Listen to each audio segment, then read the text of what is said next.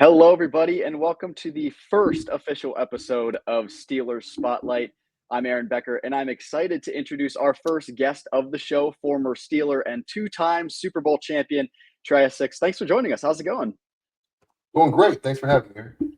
Yeah, thanks for coming on. Let's get right into this thing. The Steelers are coming off a big AFC North win against the Baltimore Ravens. It proved once again that this rivalry is alive and well. It was a two-point hmm difference, 18-16. But it's a rivalry that's kind of been one-sided as of late. Steelers winning 8 of the last 9 meetings. What do you think the reason is for the Steelers' recent dominance against the Ravens?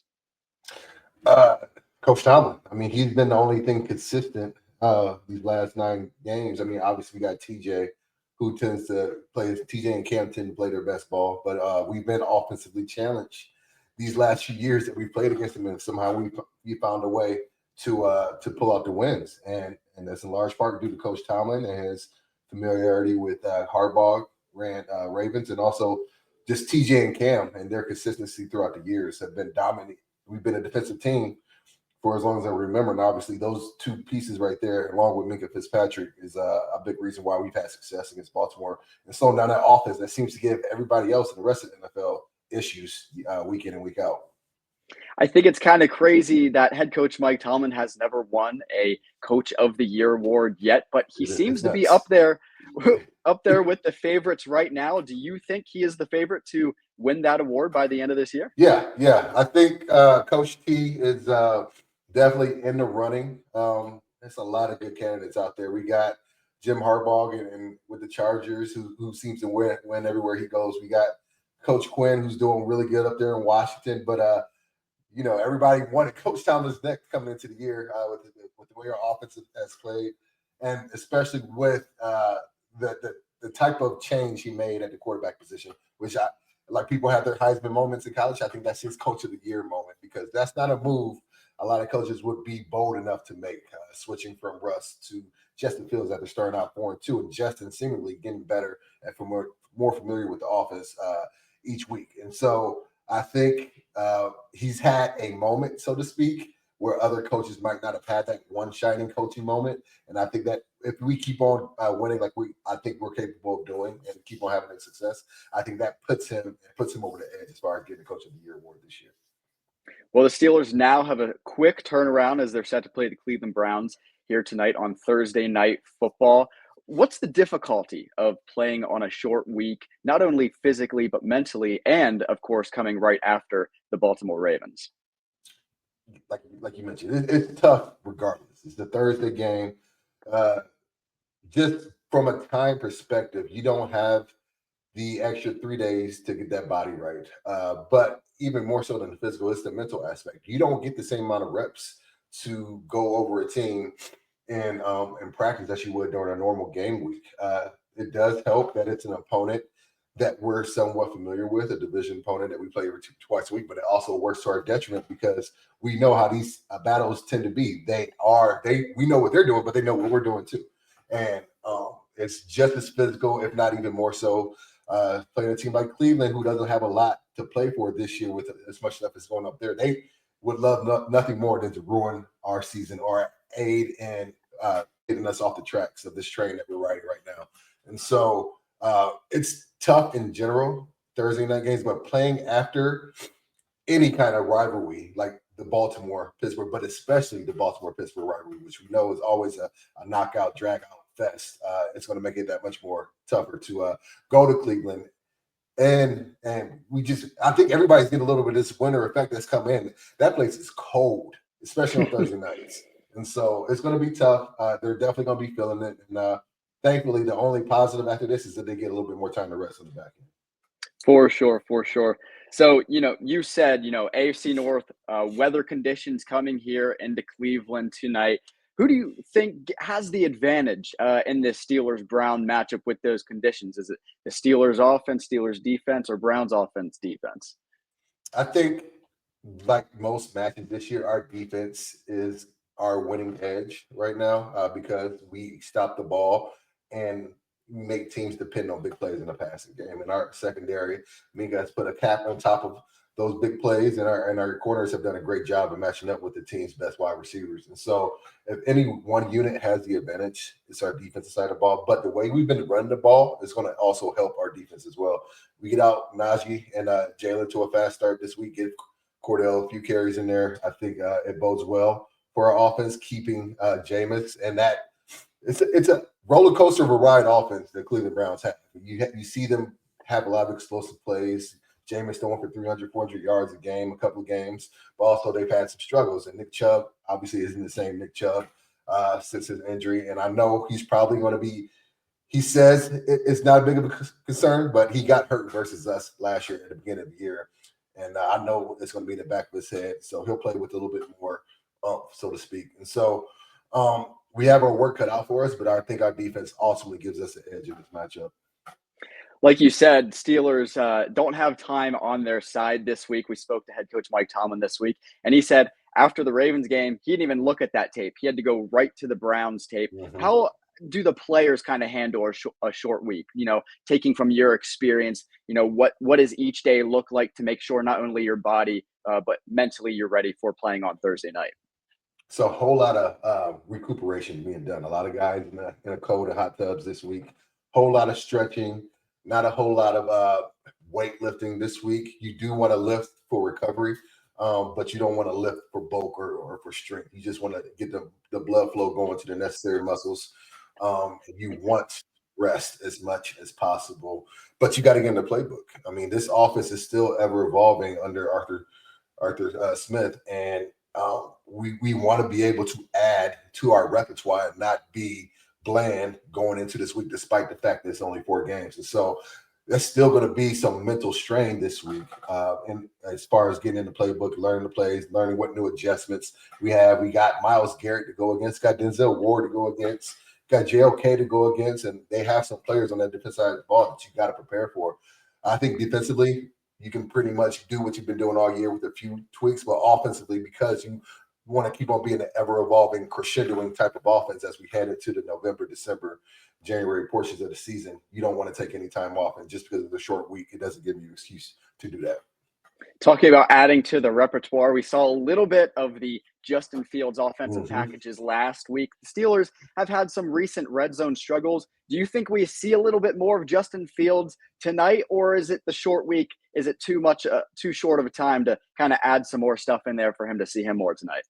No, I think the reason you bring it into the Baltimore game is so you can expand upon that in this Thursday game against Cleveland. If it works against Baltimore, you would hope that it would work against a similarly built defensive team like Cleveland. And so you want to have that in your pocket, especially with our red zone struggles, like you mentioned. Thank God for Chris Boswell, right? We make all the field goals. We almost guarantee 3 points every time we go down there, but you don't want to take that for granted. You don't want his foot to get you don't want to expose him too much more than you have to, because we're going to need him down the stretch. And so let's get into the end zone. Let's use our big bodies like Darnell Washington, who's been coming on as late with Russ at quarterback. But also, yes, that Justin Fields package is intriguing. And all he's had to do so far is run. But, I mean, just knowing that he's capable of passing the ball, he's capable of throwing the deep shots, and he's been watching Russ. So I'm sure he's picking up on a lot of stuff and a lot of the reads that he's doing. And so just because he's in the game doesn't necessarily mean that we're running a completely different offense. There will be some more wrinkles, obviously more quarterback runs, but he can pass that passing, go through that passing tree just like Russ can, and that's going to throw every defense he goes against for a loop. So I'm imagining that we're going to use a lot of that going into this week and moving forward. Another part of this offense that is continuing to evolve is that young offensive line. I can't have you, a former offensive lineman, on this show and not ask you about the development of that offensive line. What's your evaluation of that group, and even more specifically, the rookies right there in the center, Zach Frazier and guard Mason McCormick? Yeah. Let me go down the line, because I've been pleasantly impressed, and I guess I want to say that I expected us to get better this year from last year. But I got to give kudos to Coach Meyer, because we didn't have Isaac to start. We lose James Daniels early in the season. And Zach Frazier, our rookie, wasn't even supposed to start coming into the season. Herbig was the starter. He comes in, plays well, and then he gets hurt.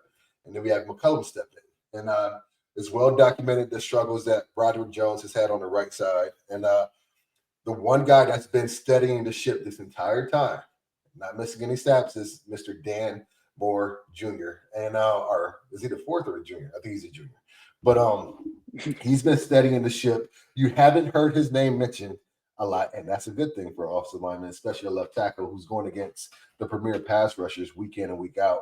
And he's had to put up with Steeler Nation wanting him out of there on multiple times, but through in and throughout, he shows up, he's playing, and he's improving each and every week. So I got to give him a whole bunch of credit for studying that line, but Coach Meyer ultimately for getting the guys in the right place. And like you mentioned, the guys Zach Frazier and Mason McCormick. Mason McCormick coming in even on more of a short notice than Zach Frazier did because he didn't have the opportunity to start as a rookie like Zach did in the preseason. Mason had to come in, I think, second or third week of the season, and he's played every single snap. So those two are developing great chemistry. You see them coming off the ball, moving double teams, getting off on the second level. It's been really fun to watch. I mean, we got a second round draft pick and or was that the first or second? I'm tripping. Second, yep. Second round draft pick and our sixth round draft pick coming off the ball and causing havoc in the middle of the offensive line. And it's been really fun to watch. And not mentioning Broderick Jones, he has improved weekend. Granted, he had a lot of penalty issues coming on. He had a lot of mental errors coming on. He has stayed the course. We haven't heard a lot about him either, and that's a good thing as well. I had a lot of faith in him coming off his rookie year. Thought he was going to do well coming into this year. Hit a few road bumps, but I love the way he's playing now. I got to give Coach Meyer all the credit for getting all those young boys on the same page because that is really why we're having this type of success we're having on the offensive line, on the offense in general. These AFC North matchups are usually won and lost in the trenches, so that offensive line is going to play a big part tonight on Thursday Night Football against the Cleveland Browns. But what's a player that you have your eye on tonight that maybe not a lot of people are that could make a big difference in tonight's game? Preston Smith. We got him on short notice 2 weeks ago, and obviously with TJ taking up all the attention from opposing offenses, and then Alex getting hurt, who was having a phenomenal year. Alex Highsmith, every time he's been in the lineup, he's been in that backfield almost every other play, it seems like, whether it's stopping the run or stopping the pass. And then obviously Nick Herbig has come in and just been playing lights out as well. Learned a lot from his Wisconsin brother and TJ Watt. But Preston came in to help provide us depth, especially with us losing Golden to retirement earlier this year, and Jeremiah Moon being inconsistent on and off the roster, on and on with that. I think he's hurt now as well. And so Preston Smith, he's going to really, he got ushered in during Washington, his former team. He came in, learned right away what that rivalry was like against Baltimore, and he's going to learn right away how much Cleveland hates us. And so he's going to come in and he's going to be asked to provide a spark for us on the other side of the defensive line. And I think he's ready for the challenge. I think he's in a defense that he's familiar with. And I think he, after I guess falling out of grace in Green Bay, not getting as much playing time, he's been a much wonderful added addition to this defensive line for our depth purposes. And I expect big things from him today. Well, I expect this one to be close tonight. Talking with the guys this week, they're trying not to overlook the Browns, even though they're 2-8. Like I said, divisional matchup. What's your prediction for tonight? I think we can win this. I think we're coming in here eyes wide open. We know what's at stake right now. This is a game that's needed because we have a gauntlet coming up ahead of us after this with Cincinnati, Cleveland again, and then Baltimore, Kansas City, Philly. It doesn't get any easier for us, so we can't afford to take any time off. I think we're going to show up in a big way. I don't think, and I'm hoping that this is not as close because I don't want to be stressed out tonight. I want to go to bed at a nice, decent hour, knowing that the game is well in hand. So I'm thinking that we get a couple of touchdowns. We do much better in the red zone. Boswell gets a couple of field goals. I predict a score of 24-10. That would be a good game for me. All right. Well, we'll see if that happens tonight. Let's take a step back quick before we finish this thing up. A little bit of a big picture. I know we're only entering week 12 here, but this Steelers team, it feels a little bit different this year. Talking with quarterback Russell Wilson in the locker room this week, he said that he thinks the Steelers definitely have a chance to contend for a Super Bowl this year. Linebacker TJ Watt, he hasn't won a playoff game, nonetheless a Super Bowl like Wilson has, but he even said that this team feels different from previous years. You're a two-time Super Bowl champion, been a part of some great teams. Do you see similarities with those teams you were a part of as compared to this year's Steelers team? Yes, I see a lot of similarities, and one of the main things that I see is a team that is steadily improving week in and week out. We are by far are far from a finished product, and they're cognizant of that. They know that they are, and they're striving to get better each and every week. Our defense is becoming more dominant. We're not getting those chunk plays that have been given up in the past before. And our running game is getting back to what we know: smash mouth between that lightning and thunder combination of Najee and Jalen. Jalen is completely healthy. When Jalen's healthy, you can tell the difference. Offense, a whole nother dynamic to our offense, and obviously with the steadying hand that Russ Wilson provides, it gives our offense a consistency that we have not had before, a confidence that we have not had before, knowing that the guy that's manning the quarterback position has been there before, done that before, and is not nervous about the big moments because he's done it at a high level before. And so this team does feel different. It feels very similar to the teams I was able to play on, some of the great teams from 2008, 2005, 2011 that went a long way into the playoffs. And I think the AFC is ripe for the picking as well. Kansas City doesn't look nearly as dominant as they have, despite their record. Buffalo is looking good. They're scary. Obviously, Josh Allen's a great quarterback. And then Baltimore. Those three are probably the main ones we have to contend with, but we already have one up on Baltimore as well. So, yes, I think this team is capable of doing great things, health permitting, and I expect as much moving forward that we capitalize on those opportunities given to us. All right. Well, one thing I want to do at the end of every Steelers Spotlight show is that give our guests the opportunity to spotlight someone in their life, whether it was a former coach, teammate, family member, friend that had a big impact on your career or life in general. So floor is yours to share. Oh, man, on the spot.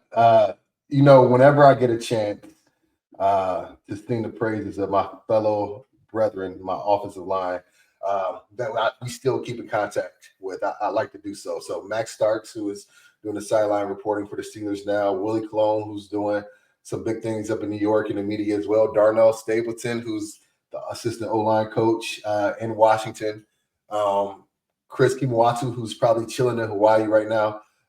Some great teammates that I've had the opportunity to make lifelong friends, and I consider them family. And so it's always good when I get a chance to talk about them because they bring a smile. We had some great memories, made some great memories, won a lot of big games together, and I love them, and I wish nothing for the best for them. All right. Well, thanks for joining the show. Appreciate having you on. That is all for this Thursday version of Steelers Spotlight. Till next time. All right. Thank you.